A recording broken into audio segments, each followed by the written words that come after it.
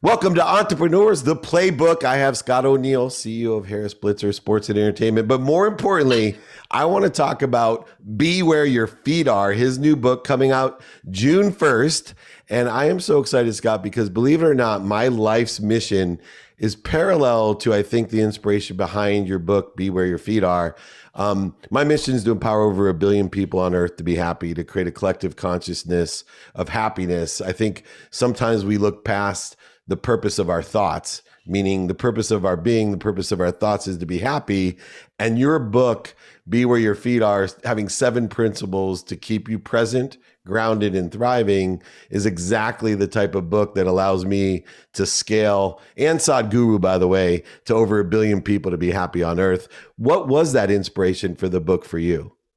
Well, first off, thank you, my friend, for having me. You are an inspiration. I love your work. I love your mission. It matters. The work you're doing is making a difference. And I don't think there's anything that I could possibly think of that'd be more important than making 1 billion people happy. So well done, well done, well done. Thank you. Well, you know what inspired me to write this book, I guess, is a lifelong learning collective. But the actual moment I decided to write it, my best friend took his own life, unfortunately. His name is Will Carden, best friend for 20 years, and one of those big personalities who could just light up a room. And unfortunately, he was suffering from depression, amongst some other things. And it really helped me to rethink, retool, kind of regroup as I was spiraling into some nasty thing they call grief, and to try to figure out like what really mattered, what, as I call in the book, what's most important, what's my, what WMI. And when I wake up in the morning, I think about 2 things. One is, how can I help, create, develop, inspire the next great generation of leaders in this business? And 2, what am I going to do to make the world better than I found it? And so with those 2 kind of missions, developing people and helping to drive change in the world, this book became a reality. So it's something I'm like awkwardly proud of, if that makes any sense. Totally. But humbling process to get to this point. So interesting, because I was walking the beach during COVID and literally a calling about one of my daughters, her 12-year-old friend committed suicide.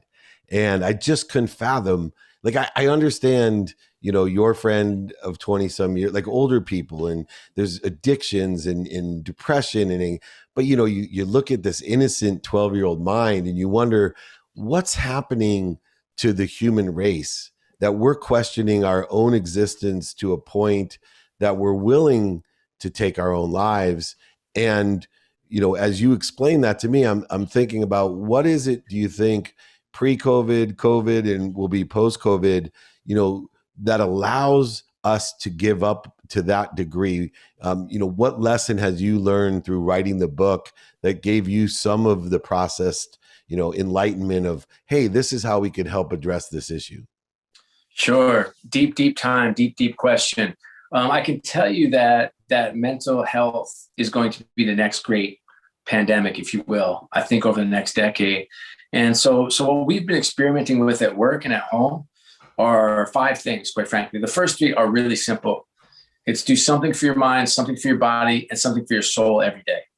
The mind is easy. We have to do something outside of our core work or our core school or our core process, if you will. Like, get off the treadmill and listen to a great podcast like this. Listen to a TED Talk.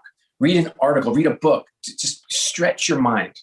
The second thing on the body, again, simple but not easy, is we've got to get our heart rate going 20 minutes a day. Like, it is good for the mind, body, and soul to sweat and get that heart rate going. For me, it's usually a pickup hoop game. In COVID, that was shut down. So now I hop on a Peloton bike and sweat like mad. And then for the soul, which is always complicated for people these days, just because spirituality is not something that many people are comfortable talking about. So it may not be prayer and scripture studies as it is for me, but it could be meditation or stillness or listening to the birds chirp in the morning, something that where you let your body and mind be still. I think we need that. The 4th piece, which I was railed against growing up in my career, is sleep. I was always told early on, don't sleep. You're wasting time sleeping. Get your 4 hours and get back out there. And, research says it very differently. It's like, you have to have your mind and body rest. And that's helps it recover and helps you be more fresh. And so you got to get your 7 or 8 hours, whatever you need. And the fifth one, which is my favorite, is gratitude. And when you talk about happy, I have this sign in my kitchen that says, it's not happy people who are grateful, it's grateful people who are happy. And I just love the notion of that. My daughter, Eliza, who's 14, is probably the best teacher for me. She's been keeping a gratitude journal for 3 years. Every night, like clockwork, she writes down 14 things she's grateful for. That she's never repeated one, okay? She also has, and you will love this, she has a happiness clicker. So if she hears this or ever listens to this, she'll be very upset that I'm giving this away. As a 14-year-old, it's very challenging. But she clicks it for happy thoughts. And so when you go by her room at night, you hear click, click, click, click. And I just love the notion. I love the purity. I love the beauty. I love the simplicity of that. And she is not my daughter who wakes up happy. I have another one that wakes up happy. This one doesn't. And I have my other daughter, I have 3 daughters, that wakes up very grateful. My younger one doesn't. But she knows enough about herself that she's got to like detail the triggers, which I just absolutely appreciate. And I'm sure it's subconscious, not conscious. But man, oh man, oh man, if I did, I have my little note section, my gratitude note section on my phone, and I'll do 3 or 4 on a sitting. I get on a plane, I type in a few things, but I wish I had her discipline because I think that would make for a lot more happy lives.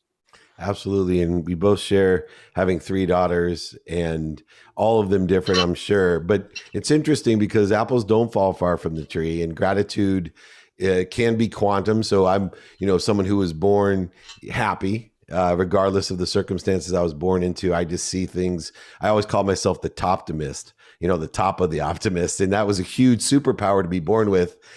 Wasn't helpful on the basketball court, but it's definitely helpful in life. And, like you, I, truly believe mindset is important. Where do you think that lesson of gratitude, has come from, genetics, personality, experience? Because all your kids are genetically the same, but yet they're so different, I'm sure. And yet they all have their own form of gratitude that seems to be a priority in their lives. They have a great role model in their mom.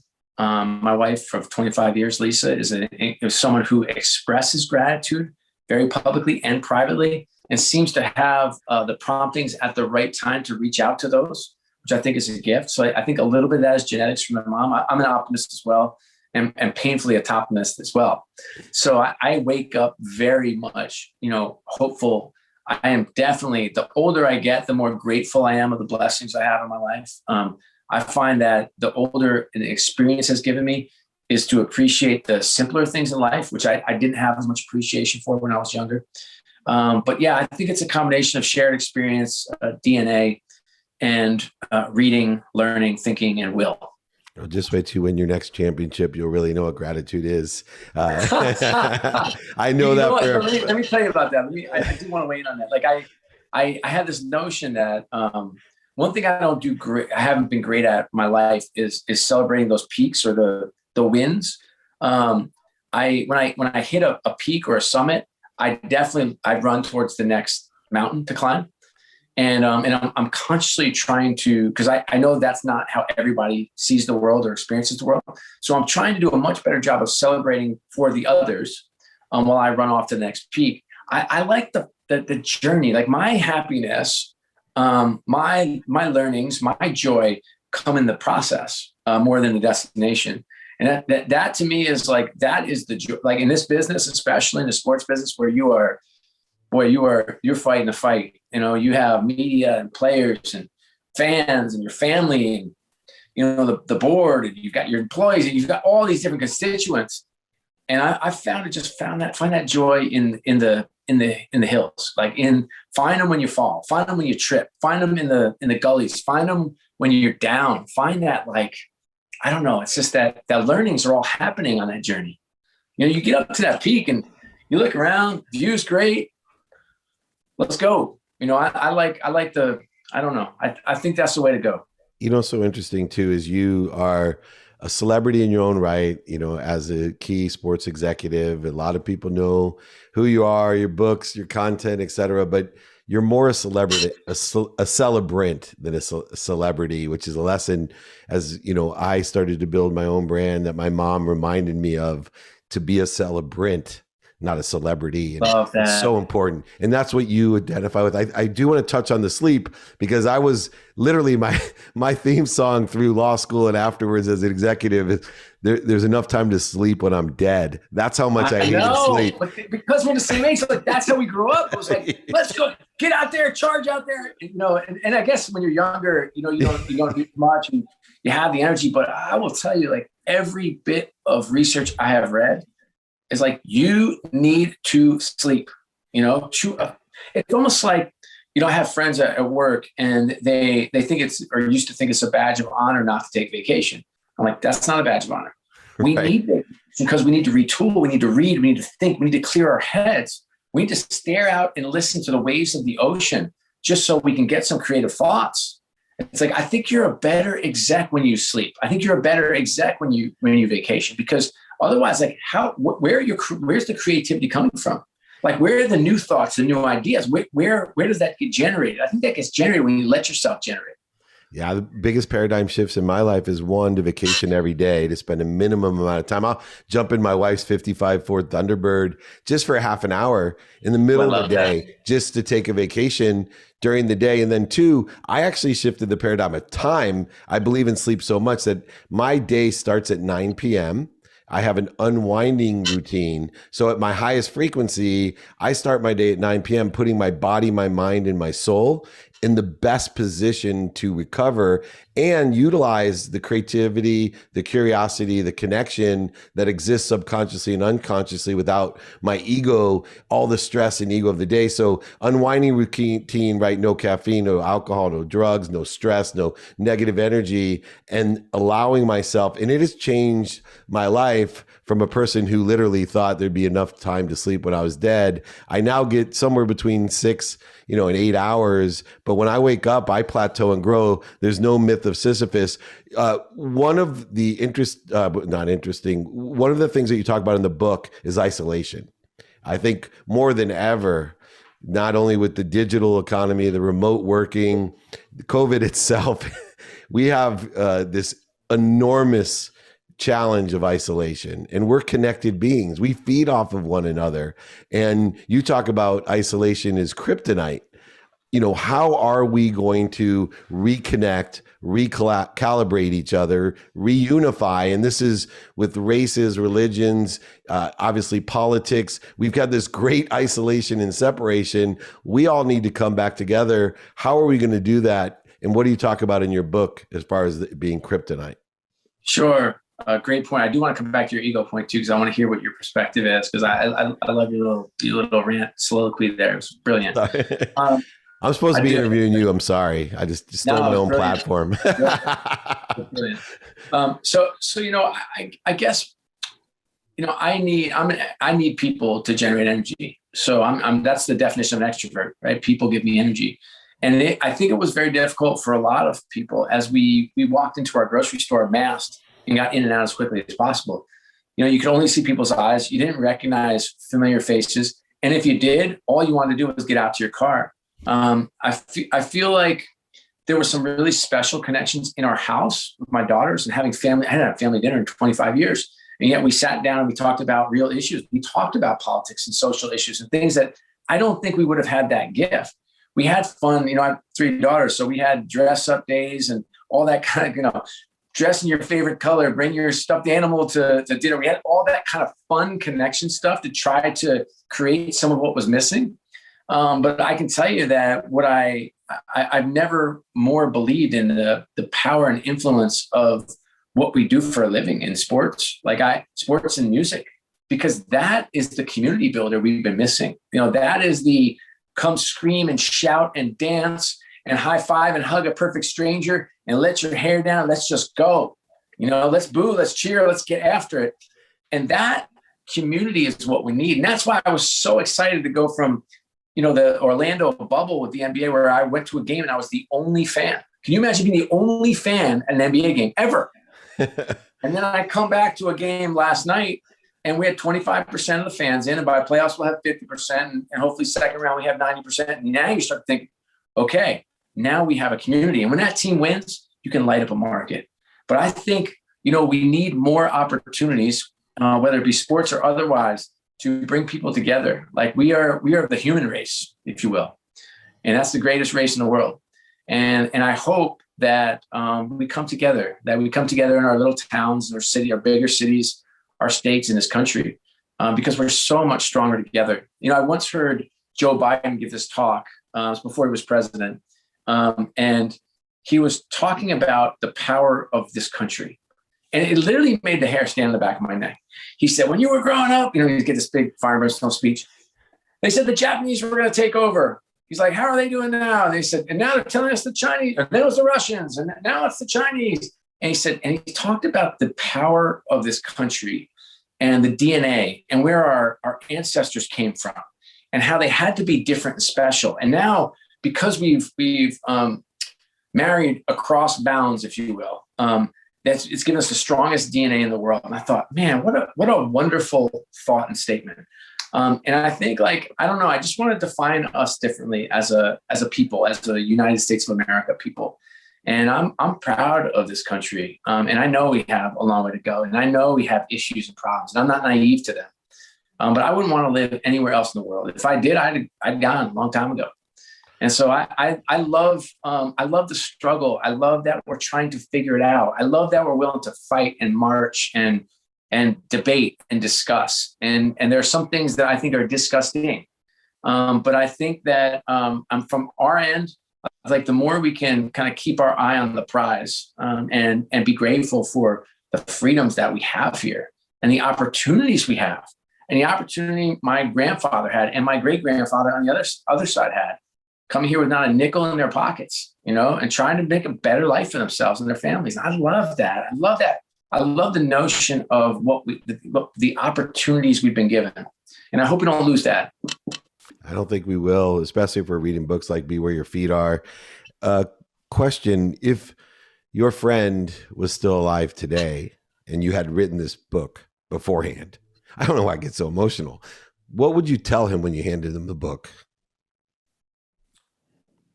I would tell him I love him. I would tell him to hug his kids, hug his wife. And I would tell him to be grateful for all the blessings he has in his life. And I would tell him to go get some help because I was so freaking naive. You know, I'd seen him 2 weeks earlier at this baseball tournament my brothers put on. And I kept saying things like, hey, just be happy. Hey, you know, serve others. That's what I do when I'm feeling down, or, you know, choose to be happy, choose to, you know, and it's like, the reality is he had a chemical imbalance and he had a problem, mental illness. And I was just too naive to push him or to nudge him in the right direction. And so shame on me, but what an education. And I think it's hard. I think life is hard, and I think life is messy. And this book I wrote, Be Where Your Feet Are, is not a victory lap. It's not like, hey, let me put a crown on my head. Hey, let me pat myself on the back.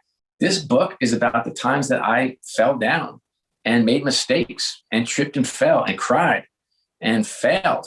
And because I think people look at my life and they say, oh, look at him as the CEO of the sports teams. And, wow, how he's been married for 25 years. That must be perfect. Oh, these 3 girls. Wow. What could be better than having 3 daughters?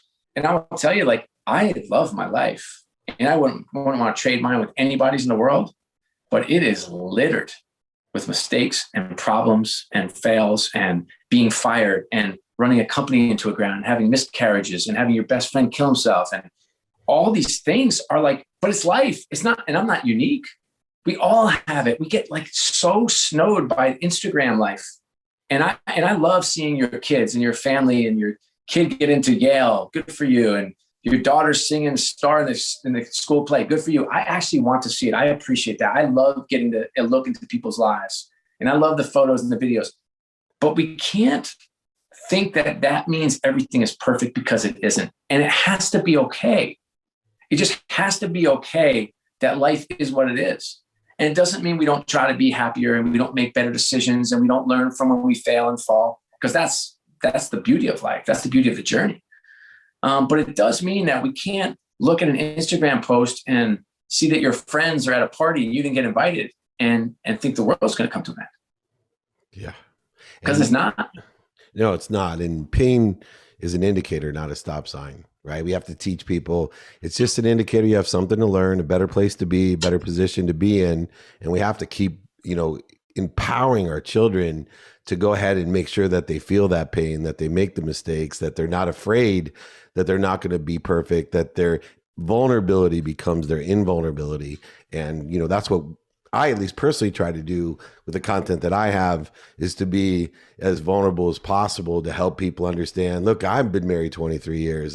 I have 3 daughters and a son, and I've never been more blessed from a single mom with 6 kids in Akron, Ohio, right? Not too far away from you. And, all of my siblings into the Ivy Leagues, all of them hyper successful and happy and purposeful and passionate about what they do. It's all there. But it comes with one assumption that you talk about in your book to finish up. And you talk about assuming positive intent, not just assume being positive, but you talk about assume that positive intent. It reminds me of Wayne Dyer's Power of Intention and some of the similarities of what we do. How do we assume positive intent? Sure. I read that Indra Nooyi said that her father taught her that. I read it in like a Newsweek 15 years ago, and I just fell in love with the concept. We actually have it on our back door. So the last thing you see when you leave our house every morning is API. And that is a common language I use at work, and it's a common language I use at home. And we'll literally say, hey, API, easy, API. And so assuming positive intent is just giving someone the benefit of the doubt and giving them a clean slate. I mean, if you've ever been sideways with your partner, your wife, your husband, and you get a text and you immediately go to like that hot flash where you're mad, all of a sudden, you're not assuming positive intent. When your boss calls and you see that number and you immediately start to get anxious, you're not assuming positive intent. And API has nothing to do with what the other person says, how they say it. This is about you and how much you can control who you are and how you experience what you experience. But life is better when I give you a clean slate. It doesn't matter if we argued, yelled, said some things we regret. The next time I see you, that has to be clean. It has to be clear. For me, not for you, if that makes any sense. Oh, it's ingrained with empathy and forgiveness. You're speaking my language. You're an incredible leader, an incredible philanthropist, and just a really kind person. It's a blessing to have you on the Playbook. Scott O'Neill, CEO of Harris Blitzer Sports Entertainment. More importantly, you got to go grab this new book, Be Where Your Feet Are. Thank you so much, Scott, for joining me, Dave Meltzer, here on Entrepreneurs, the Playbook.